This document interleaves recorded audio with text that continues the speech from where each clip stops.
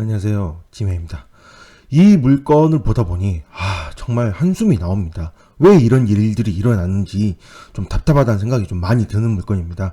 자, 강서구 화곡동에 있는 빌라입니다. 1억 6,500 감정인데 두 번 유찰되어서 1억 560만 원입니다. 권리상의 문제는 없습니다. 대항력 없는 세입자가 있고요. 그 다음에 등기부는 모두 소멸사항입니다. 특별히 문제는 없는데 이제 권리사항을 좀 보기 위해서 매각 물건 명세를 먼저 보도록 하겠습니다. 자, 매각 물건 명세를 보면 좀 내용들이 좀 여러 가지가 나옵니다.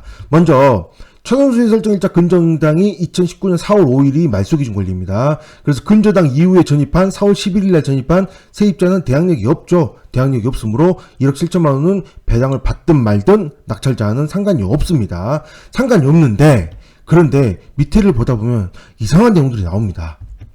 자, 임차인 박씨는 최초 전입일은 2019년 2월 20일입니다. 자, 보다시피 근저당보다 빠르죠.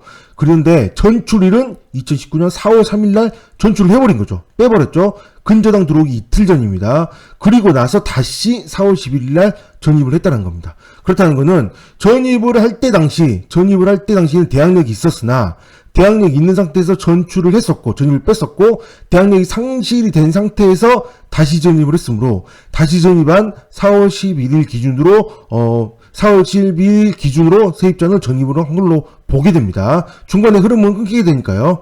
그런데 문제는 바로 이겁니다. 맨 마지막 줄에 주택도시보증공사 임차인 박씨의 임대차 보증금 반환 채권을 양수했다고 써 있습니다. 이게 뭘까요? 이상하다는 생각이 듭니다. 세입자는 제일 처음에 아무것도 없는 상태에서 등기부상 권리상이 깎여난 상태에서 1억 7천만 원의 주택도시보증공사에서 전세자금 대출을 받게 됩니다. 이 물건은 물건을 잠깐 보시면 자, 보다시피 이 물건은 소유권 이전이 되었는데 현 소유자는 2019년 3월 20일날 매매를 하면서 1억 5,500만 원에 매매를 했습니다.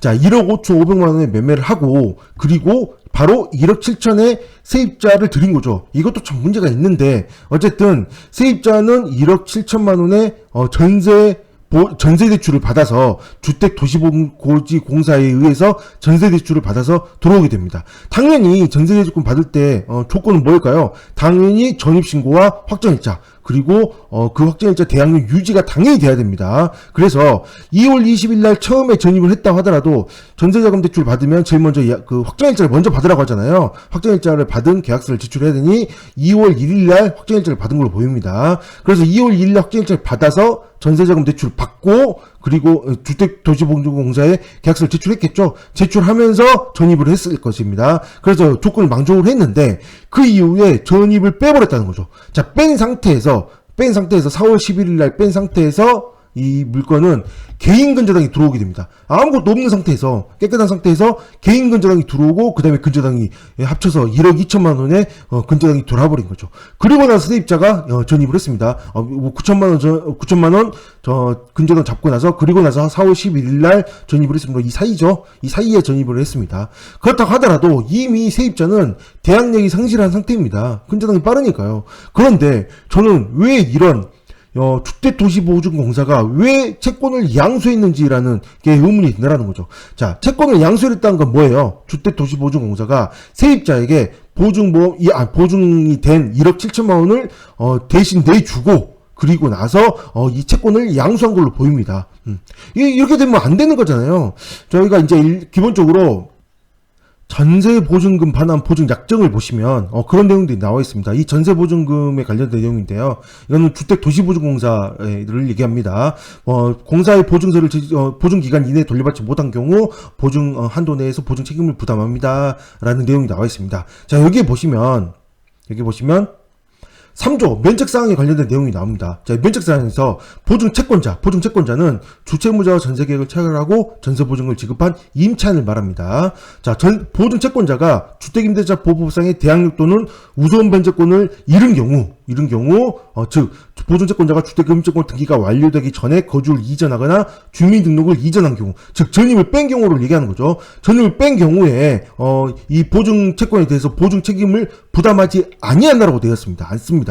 그러므로 전입을 뺐다가 다시 넣었다고 하더라도 이게 적용된 거는 볼 수는 없다고 보거든요. 좀 그 비슷한 내용이 위에 또 나오는데 위에 보증 이행 대상이 아닌 채무에 대해서 나오는 내용에 우선 변제권을 취득한 보증채권자가 우선 변제권 상시, 즉 타 주소지 전입신고 등 하여 공사의 주채무자에 대한 구상권 행사에 제한이 있는 경우, 구상권 행사에 제한이 있는 경우에는 당연히 이거에 대해서는 보증 이행 대상이 아닌 채무로 봐야 되겠죠. 이 두 가지 사항을 종합해서 본다면 이 세입자는 이렇게 전입 신고를 해서 만족을 한 상태에서 전출을 했다가 다시 전입을 했다고 하더라도 이때 이미 중간에 근저당이 들어왔으므로 상실된 걸로 당연히 봐야 되지 않을까. 저는 그렇다고 생각하거든요. 그런데도 불구하고 주택도시보증공사에서는 임대보증금 반환 채권을 양수를 했다는 거죠. 즉 1억 7천만 원에 대해서 세입자한테 돈을 내주고 그리고 나서 이 내준 금액에 대해서는 주택도시보증공사가 이 소유자에게 구상권을 청구하는 뭐 그런 상황이 되어 보입니다. 자, 세입자 1억 7천만 원에 대해서 제 개인적인 생각으로는 안타깝지만 약속을 지키지 않았잖아요. 전입신고한 상태에서 그대로 유지를 했어야 되는데 유지를 하지 않고 전입을 뺐다는 거는 1억 7천만 원이 안타깝지만 이거에 대해서는 책임을 져야 된다는 거죠. 책임을 지지 않고 1억 7천만 원 그럼 날려? 뭐 1억 7천만 원 날리는 건 아닙니다. 배당에 있어서는 좀 다른 얘기니까. 어쨌든 큰 돈을 날리게 되면 너 불쌍하지 않냐 아니냐라고 생각할 수 있겠지만 전혀 그렇지는 않다라는 거죠. 전입을 당연히 유지를 해야 됩니다. 당연한 겁니다. 이거를 전입을 빼고 다시 냈다고 해서 이거를 인정을 해준다면 뭐 어떻게 되나요? 그러면 이렇게 생각하는 사람이 많을 거잖아요. 자, 이 물건 같은 경우는 또 하나를 더 볼 수 있습니다. 이 물건 같은 경우는 소유자가 1억 5,500만 원에 매매를 하고 나서 그리고 나서 1.7억의 세입자가 들어왔는데 그럼 1,500만 원 정도 뺀 거죠. 1,500만 원 정도 뺀 상태에서 9천만 원의 근저당을 잡아버립니다. 합치면 벌써 1억이 넘는 돈입니다. 1억이 넘는 돈인 상태에서 1억이 넘는 돈을 좀 챙긴 거죠. 어떻게 보면 좀 나쁜 단어이긴 한데 챙긴 상태에서 게다가 또 이것도 하나 볼 수 있습니다. 중간에 여기가 주택도시보증공사거든요. 이것도 주택도시보증공사에서 가압류가 들어와 있습니다. 1억 8,900. 이 가압류는 이 물건 같은 경우는 1.7억이니까 1.8억과 다릅니다. 이자를 붙인 개념이 아니라 이거는 이 물건에 대한 확정일자는 있기 때문에 다른 채권으로 봐야 됩니다. 다른 물건에서 일어난 그런 채권을 구상권을 위해서 이 물건으로 다시 가압류를 한 걸로 봐야 된다는 거죠. 즉 여기에서 1억 정도가 되는 금액이 있고 그 다음에 다른 물건에 1.89억이 또 있다는 겁니다. 즉 이렇게 소유자는 제 생각에는 제 생각입니다. 이거는 정확히는 모르겠지만 명의를 그냥 날리면서 여기에 1억 땡기고 여기에 1.89억 땡기고 거의 3억에 가까운 돈을 땡기고 명의를 날리는 그런 상황이지 않을까. 거의 좀 이 매매가 거의 바지사장처럼 내세우고 명의를 날리는 그런 상황이지 않았을까라는 그런 좀 이상한 생각까지 들 정도로 어쨌든 안타깝지만 이 세입자는 본인의 잘못으로 1억 7천만 원을 날리는 것이지 이거를 가지고 주택도시보증공사에서 이걸 채권을 양수를 하게 되면 어떻게 되나요? 이 모든 이 돈들은 전부 다 어디에 쓰나요? 당연히 국민 세금에서 쓰게 될 것이고 소유자는 당연히 돈이 없을 것이므로 받아내지 못하잖아요. 이거 어차피 이 사람은 파산 신고를 해버리고 돈 없다고 배칠 텐데 이거 어떻게 돈을 받았나요? 그럼 돈은 어디 가나요? 다 세금으로 쓴 돈이죠.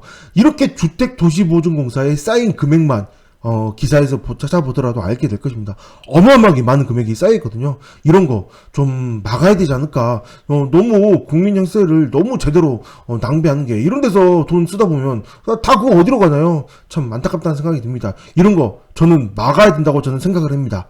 네, 여기까지 하겠습니다. 감사합니다.